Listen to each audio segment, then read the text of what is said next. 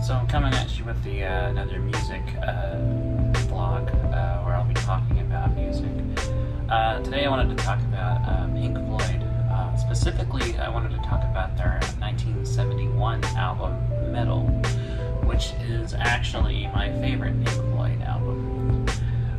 Now I know a lot of people, rightfully praise albums like Dark Side of the Moon, The Wall, The Division Bell, or The Piper at the Gates of Dawn. And those are all great albums. I love them all, and I've listened to them countless times over the years. But my favorite will always be Metal. And for those who haven't listened to Metal, I highly recommend checking it out. It's a very good album, and I think it's the first album that kind of cemented their sound. First album that kind of really sounded like they had like a clear direction musically in mind, and where they kind of really came into their own sound in the post-Sid Barrett era. I definitely check it out. The tracks on it are great. They're very eclectic. What was originally side 1 of the album features 5 songs, and they're all very different. These songs are One of These Days, which is a very menacing, ominous kind of song built around a bass line. And the bass kind of like leads the song, and the changes from it come out of that bass line. The second song is an acoustic ballad. It's a love song called A Pillow of Winds, with some very poetic and romantic lyrics sung by David Gilmour over some very pretty acoustic playing, some steel guitar, some melodic bass playing, and the only drums in it are some hi-hats. It's very pretty. It has a very mellow, laid-back kind of sound, and some very almost romantic era lyrics, like something that reads out of a romantic era love poem from like the 1800s or something, with a few modern lyrics in the song as well. The third track is called Fearless, and it's probably my favorite track on side A. This is kind of a 6-minute anthem of a song. It's very bouncy and bright. It has a very kind of pop melody to it. A distinct guitar riff that recurs throughout the entire song. And is also built on acoustics, although it's a little more electric as well.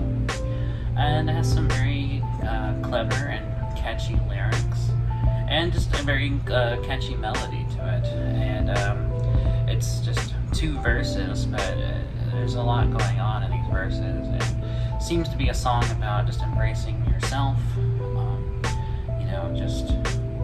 feeling like you're on top of the world and looking down on all the people that are kind of the haters, At least the first verse. The second verse seems to be character driven. It talks about like an idiot facing a crowd. It talks about a magistrate, some kind of authority figure.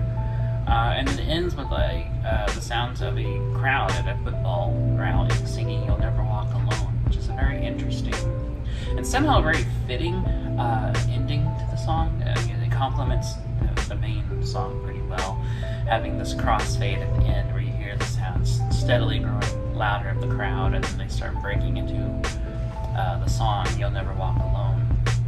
And it's a very lovely moment on the album, and I think particularly fits that song very well.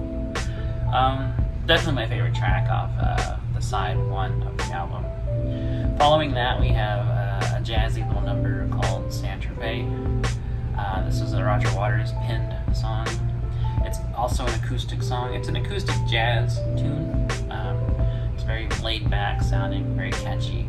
It's built on an acoustic riff with some electric flourishes, some slide guitar being played throughout it, some jazzy drums and piano playing under it. And Roger's just singing this kind of jazzy little ditty about, kind of just flying around the world and being rich, and it kind of just like, it's just like kind of snapshot of different things. He talks about, being on an airplane, talks about missing the one that he loves back home. He talks about stopping in the country, he talks about, there's a line that says, "Digging for gold in the hole in my hand, open the book, take a look at the way things stand." That's just an an amazing couplet right there. That's worth the price of admission just for that couplet alone, really. Following that, we have a novelty track. It's a blues number called Seamus or Seamus. This was a blues number played by David I imagine it's David on acoustic. I'm not sure the personnel for this track. It's an acoustic bass. It's an acoustic guitar track built around a guitar riff with some bass, some piano going on, and the sound of a dog howling and barking in the background. It's very weird, and it shows their kind of absurd sense of humor, which they never really showed their sense of humor much in their music, so it's pretty cool to kind of have that. And it's just like 2-minute little joke song, and it's funny. I mean, it's a weird kind of humor, but I appreciate it. Piece. The side-long track Echoes, which is not only my favorite track on the whole album, but just my favorite Pink Floyd song in general. Echoes is this lengthy 23-minute masterpiece. It's a grand suite with distinct movements akin to classical music. It has like different parts, very distinct parts to it. It starts out one way and it goes this way and then goes this way and then it comes back around to sounding like the beginning part at the end of it. And it's very carefully thought out or orchestrated. It's built on these distinct like movements with some very poetic and beautiful lyrics to it. It's just 6 verses long, but it's very beautiful, and musically it's astonishing. I genuinely think it's the best thing the band has ever done, before or even after. I think it towers over everything else, and I do find it odd that they put it on the B side of the album rather than have it be the A side, because it's clearly, to me, the most standout track from the album and easily better than the preceding 5 songs. Although I do love the 5 songs on the first side a lot as well. But Echoes is just beautiful, and it has a lot of subjective things it makes me think about, a lot of past experiences it makes me think of. It makes me think of just other worlds. It makes me imagine like other realities and dreamlike places. And these lyrics definitely seem to indicate, as vague as they are, they seem to indicate longing or love or connection, or the looking for connection. The lyrics seem to be about finding like your counterpart, your soulmate, your spiritual other in this kind of wide world. But they're also very obscure. Like, the song is really unclear as to what it's actually about, considering it just seems to be these abstract and yet seemingly connected images for each verse. And musically, it's beautiful. It starts off very quiet with like these little. It starts off with like the sound of like a ping sound, like played on a piano that was fed through a revolving Leslie speaker to get this unique sound. And then it just builds off this one little note, and it starts kind of coming in with this more atmospheric, soft playing, and then finally the drums kick in and leads to like kind of the first part where the first verse is sung. And the first verse says, "Overhead the albatross hangs motionless upon the air, and deep beneath the rolling waves and labyrinths of coral caves, the echo of a distant time comes willowing across the sand, and everything is green and submarine." That's very, not only that's very eloquently, written, but also very evocative. There's a lot of imagery in there, making you think of deep oceans and eons of time passing, and some kind of instinctual or spiritual or primordial echo going through, millennia of some kind of, entity or spirit that goes calling across time or something, from the primordial ooze even, maybe, and across the sand, and talks about the albatross like flying through the air, and all these like nautical images. It's just very interesting. And then we get to kind of the main riff of the song. It's like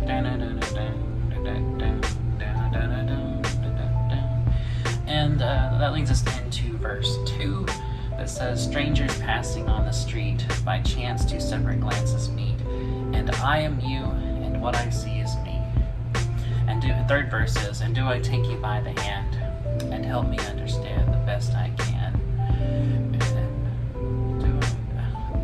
And do I take you by the hand, and help me understand the best I can. I can't think of the third verse. And no one forces down her eyes, and no one speaks, and no one tries, and no one flies around the sun. So again, some very vivid imagery there that calls up all kinds of different images.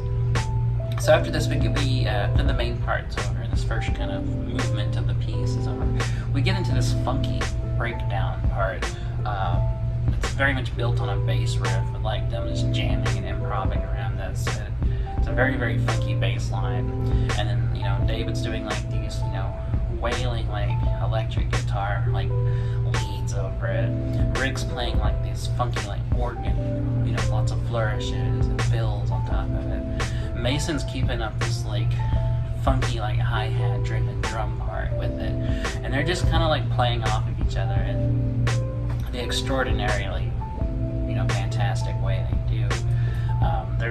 Pink Floyd were always one of the best improvisational bands, and almost like, they played off each other the way jazz musicians would, like almost as if they were like telepathically communicating like ideas and with each other. Like they were so in sync and in tune with each other. They seemed to just, can just instantly, instinctually communicate what each other is doing and able to go along with it.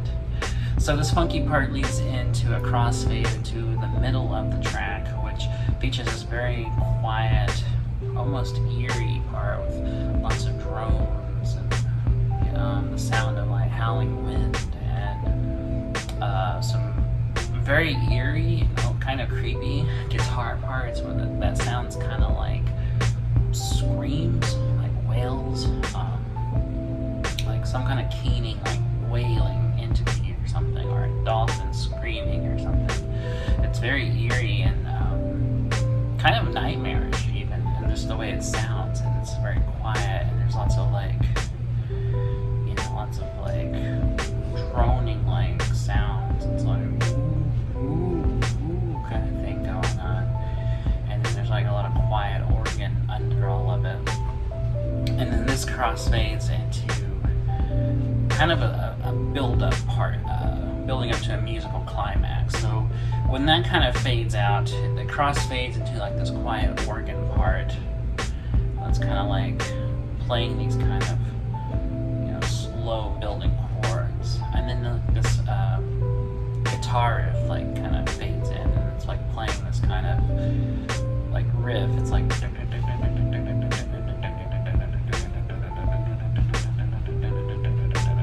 like playing this riff, and then the track starts like building around that. So that starts building up, and then the organ gets a little louder, and it's kind of playing some more flourishes. And then like Nick Mason comes in on the drums doing like these like cymbal like washes and like tapping on the cymbals like, and then it's like eventually it just builds and builds and builds until it reaches this epic climax where like this chiming guitar part is playing over it. And then it immediately launches back into the last part of the song, which sounds identical to the first major movement of the song. And they sing the last two verses that go, cloudless every day, you fall upon my eyes, inviting and inciting me to rise. And through the window in the wall come streaming in on morning wings 1,000 bright ambassadors of morning. And the last verse says, and no one sings me lullabies, and no one makes me close my eyes. And so I throw the windows wide and call to you across the sky. And so that leads back into the main riff, that so they're jamming on that ending kind of riff, and then like it finally like slows down, and the track ends with them kind of slowly playing, you know, just kind of playing some really mournful sounding chords, you know, and then that eventually crossfades into the last thing we hear, which is a sound of like ghostly voices like wailing. It's very creepy, very eerie way to end the track.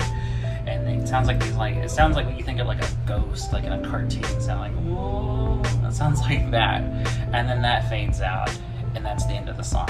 So it's amazing, like all the different like musical and lyrical directions the track goes in, and like it's like so many ideas and like these multi parts to it, and it's just simply amazing. And I love seeing like creativity like that and expression like that in music, and it's so much fun to listen to, and just very evocative, and it stirs up all kinds of emotions in me, and the lyrics make me think of a lot of different images from my life, or just images of just other worlds and fantastical places that, you know, I'll never see. And the lyrics to it and the music to it too make me really think about a lot of different things. And I mean, that's, you know, what art does, you know, is make you think of different things, and you know, it makes you contemplate things. It evokes a reaction, you know, an emotional response out of you.